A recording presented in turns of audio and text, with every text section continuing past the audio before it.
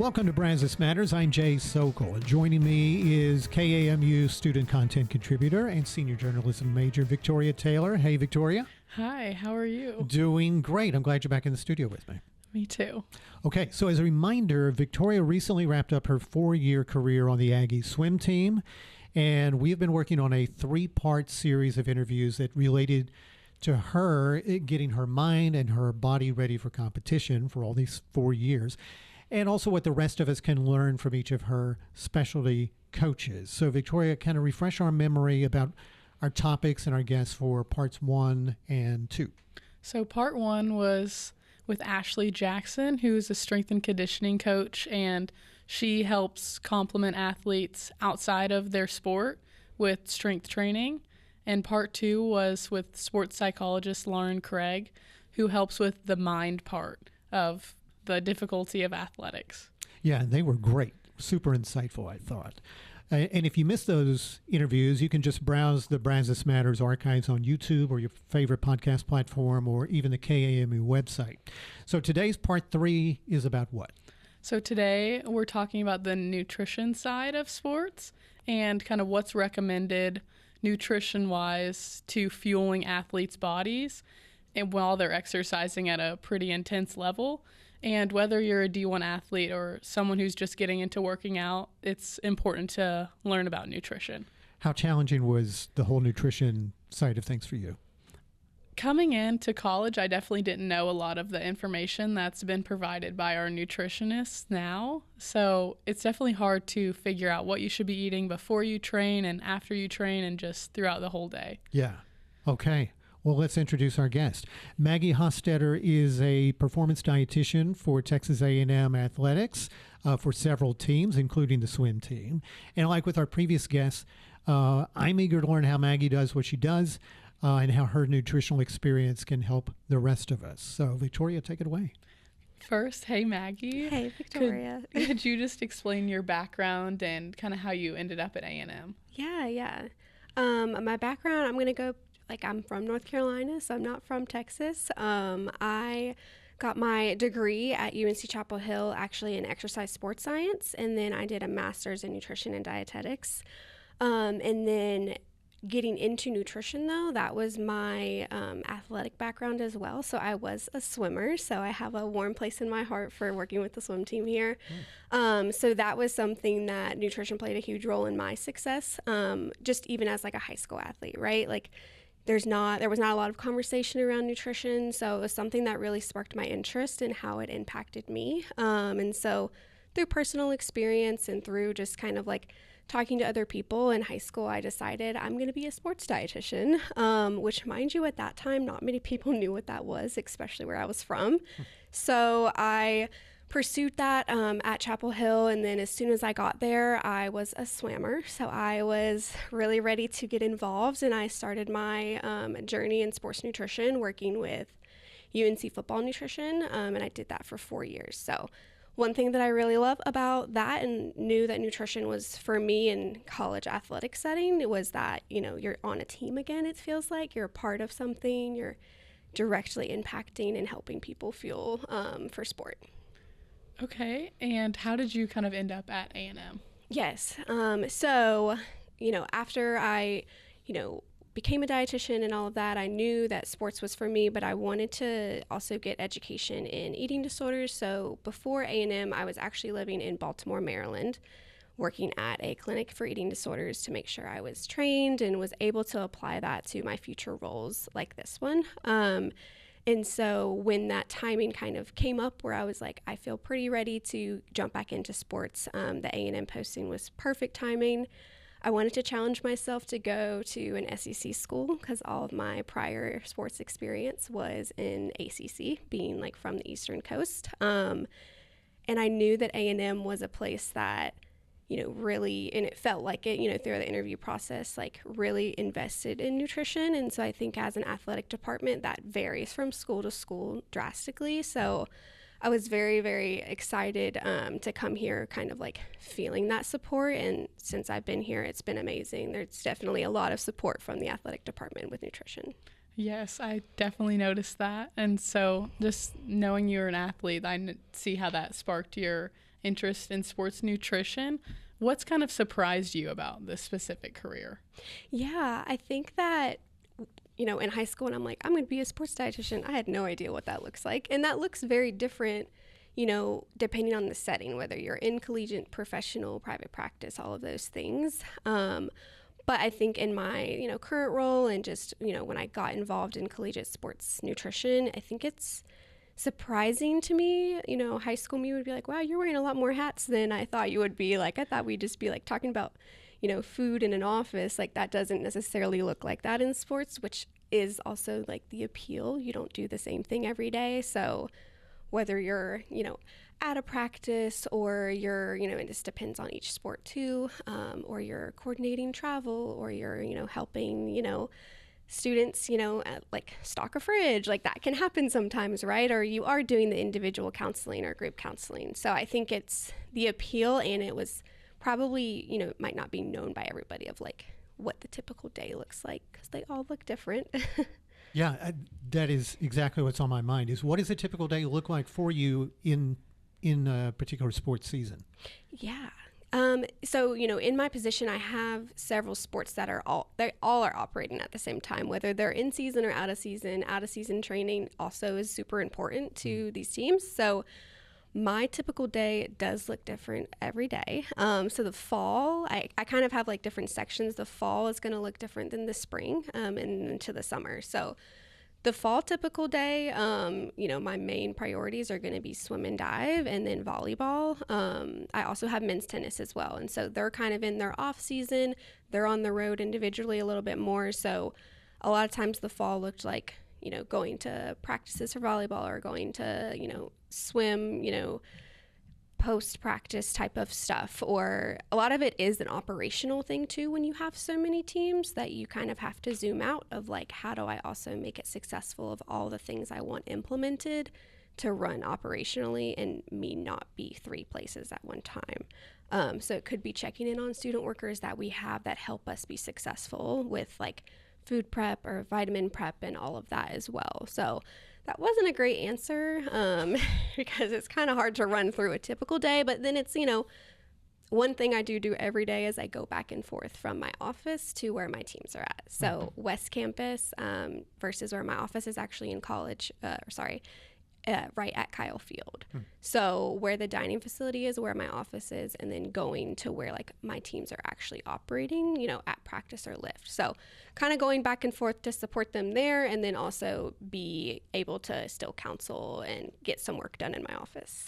But are you somebody who's walking around and your athletes are like, uh-oh, here comes Maggie, I better put this thing back, or not pick up that particular food item from the options, or what is your involvement day to day and meal to meal with these athletes? Yeah, my hope is that that's not what they feel when I come by. A lot of the times we might get into this more later, but the issue is that we're not necessarily like consistent enough, or we're not even eating enough. So a lot of times when I come by, I'm like, is that all we're doing? Like, I know what you have going on today, like that type of thing. Okay. And like, if it is something that we see a consistent trend with certain individuals of like, hey, like, how do we navigate these food choices? Because we have such an abundance in our dining facility, and like helping guide them. But some of my athletes joke, they're like, no, don't look. But I'm like, that's not me. I'm going to be there to support you and be like, what can we add versus, what can we take away all the time? Because it definitely might feel a type of way if that was said in the moment. Yeah. And I think you do a really good job. Like, we're kind of more, whenever you come around, it clicks in our mind, like, we need to be doing this right, because every piece of information you give us, we're like, that is going to help our performance. So it's like, oh, Maggie's here. We got to hydrate.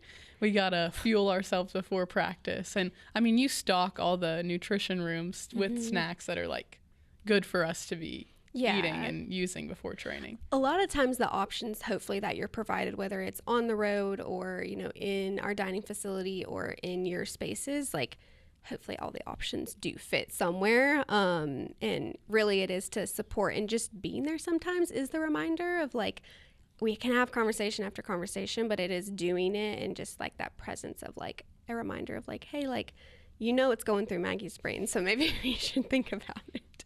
So do you assess each individual athlete? Like if you become introduced to Victoria as a member of the swim team, do you do an assessment of her to get a baseline and figure out where to go from there?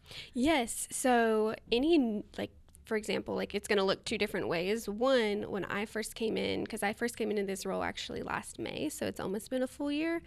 That was me assessing all of my athletes, all not at the same time, but I randomly, not randomly, but I got 70 athletes or 80 athletes that I was like, I need to assess them in my own way, right? Because there wasn't necessarily like a dietitian in place that had a big pulse on all of these teams, right? So I think this past year, that was a goal at the very beginning, to make sure I met one-on-one with all my athletes, because I just want them to know who I am versus me randomly appearing, right? So I think the individual level is really important, but anytime we get, whether it's a transfer or a freshman come in, yes, that's a part of the physicals that we do. Actually, they have to meet with me. It's like a quick introduction, and then we do a scheduled meeting that's in my office, and we go through a whole assessment. So it's a little longer of a meeting, and then if we want to keep meeting or how that looks like is just different per athlete.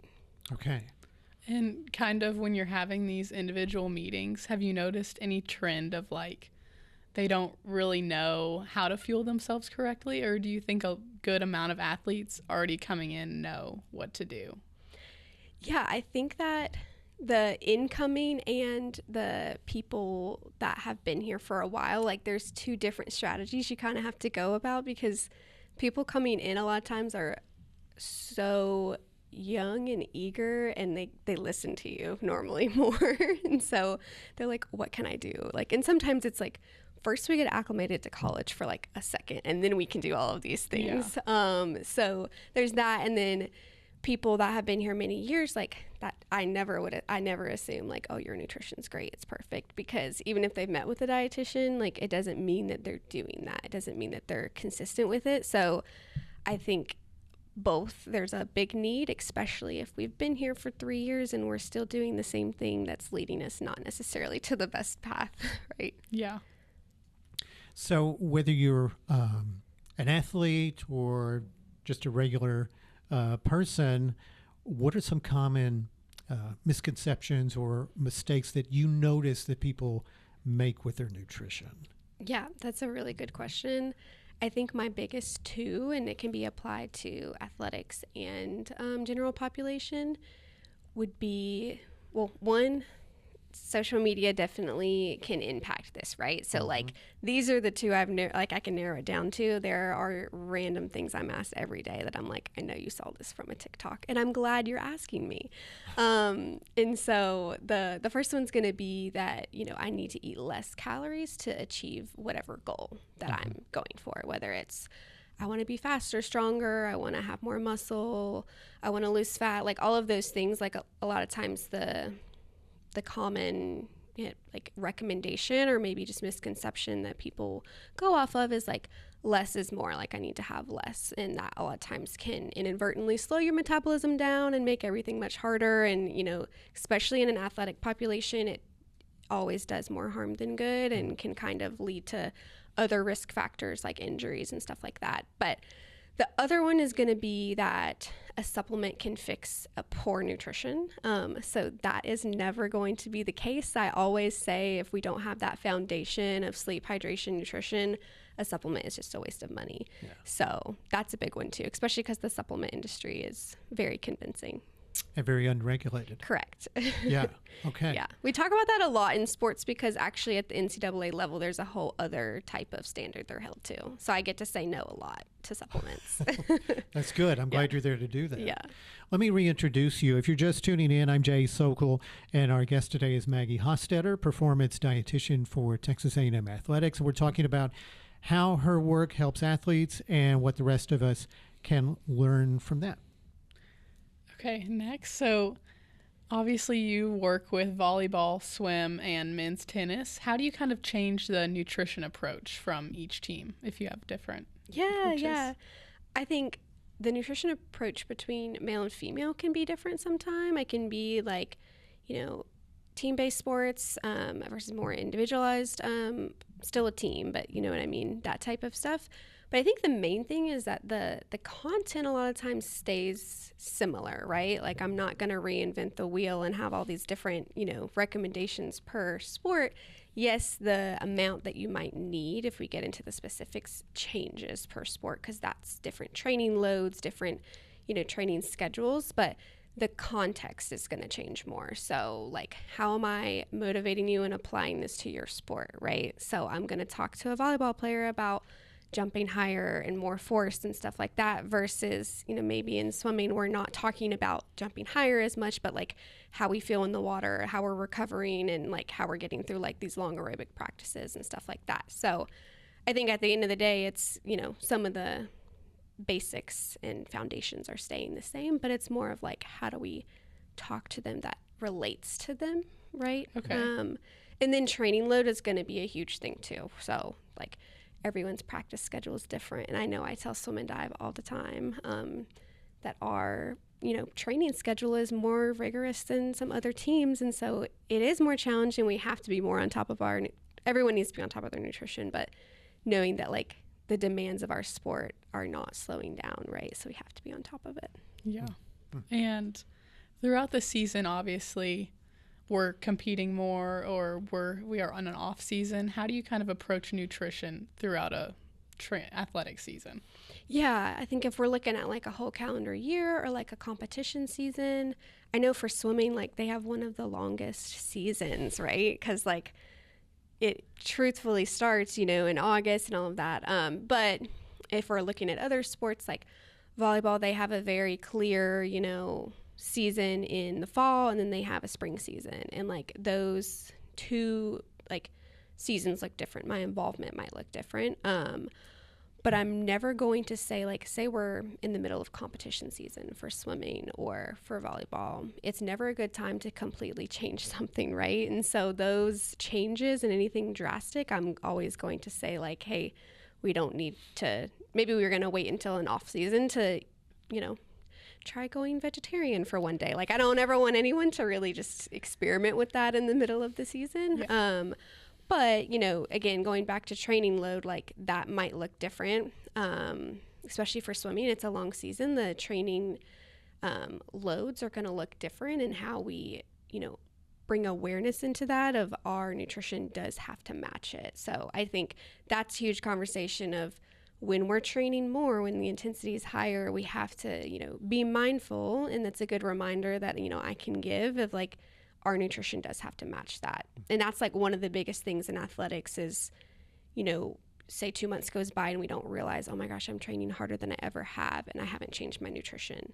There's going to be something that's flagging that we are kind of figuring out nutrition's not matching training. So for non-D1 athletes, we have become a society that is obsessed with protein.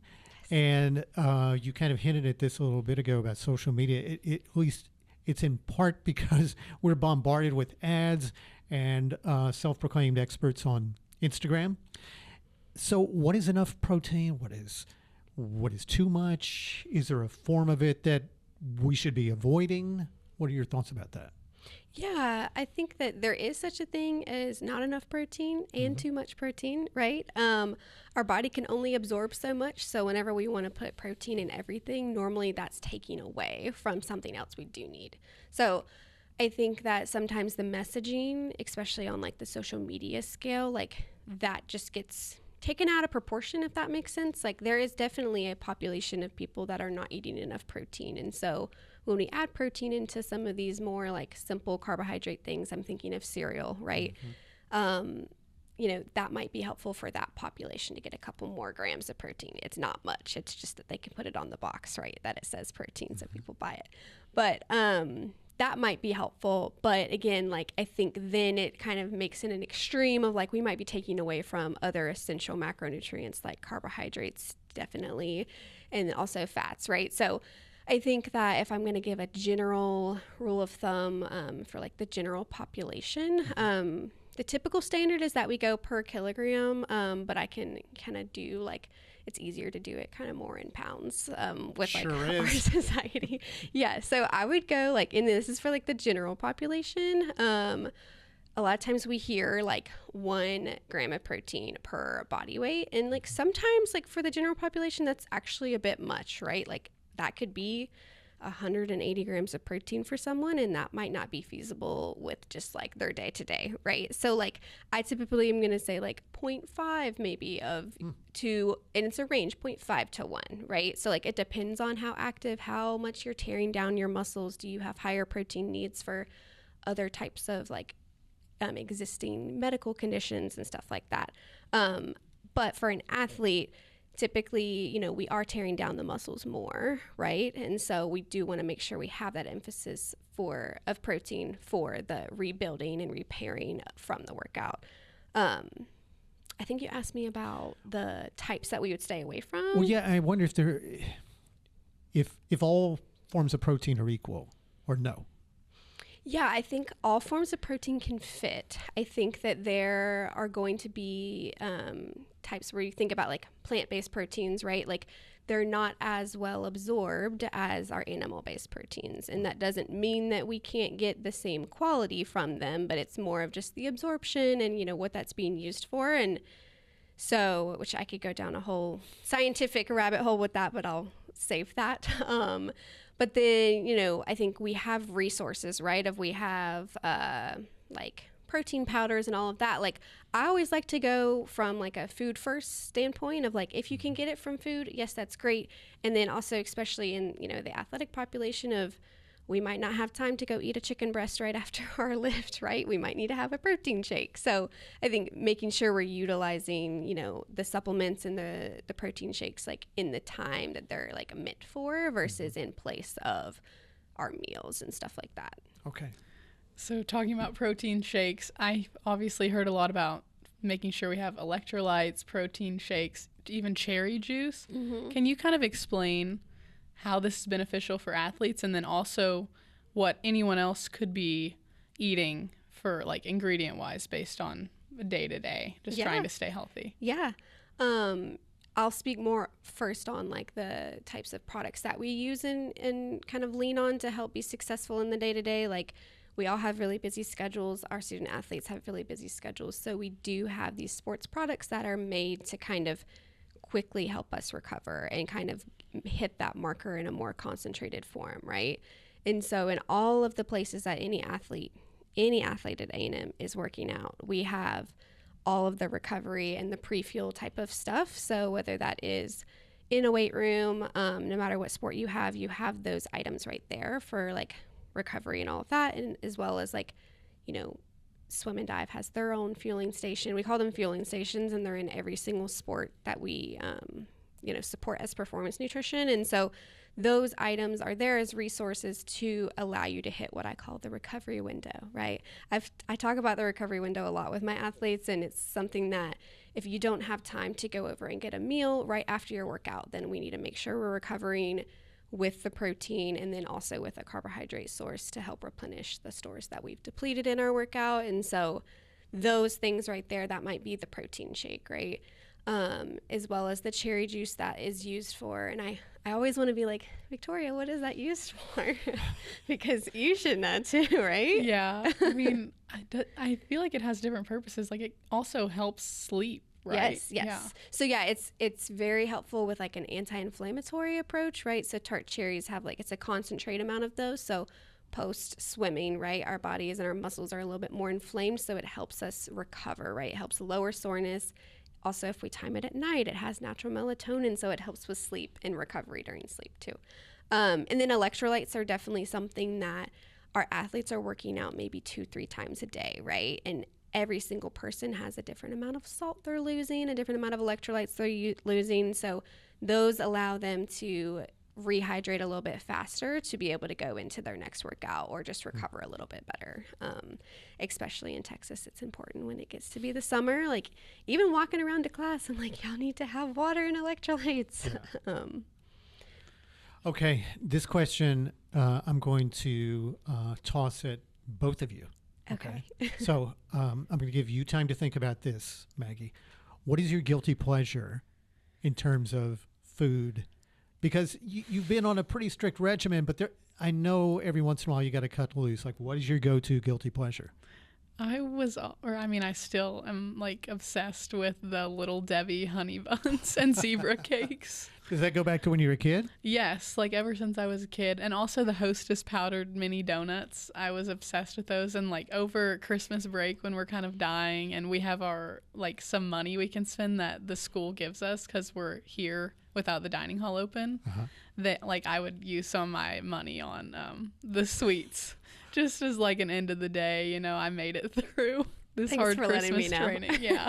Does this just make you cringe to hear this? It doesn't make me cringe. It makes it. I'm not surprised, and because it is money that like it gives them a little bit more autonomy, and sometimes it's like if that is what's getting you mentally through the day, I need you to show up tomorrow. So as long as that's not in place of other things, yeah. Okay, performance dietitian, what is your guilty pleasure? Yeah, I think mine is definitely going to be, since I was a kid, I've had a sweet tooth. And so, like, it's not just any sweet, though. It's, like, a good, like, high-quality sweets that just I can't say no to. So that's, cake, brownies, whatever. Like, and again, it's not something I'm doing all the time, right? But it's something that if there's dessert, I'm not normally being like, I'm okay. Like, I'm like, I'm going to try it just because, like, that's something that, like, it's my guilty pleasure. It's something that, like, I definitely hope my sweet tooth dies down as I get older. But when you're cruising down the aisle of the convenience store and Victoria's drawn to the honey buns, what are you drawn to? Yeah. I'm trying to think.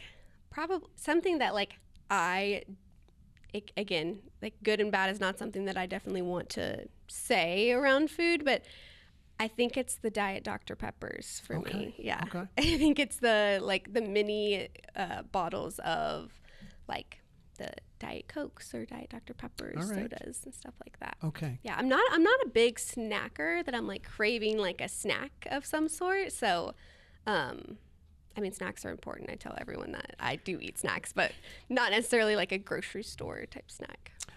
I'm just delighted to hear that you're human in this regard.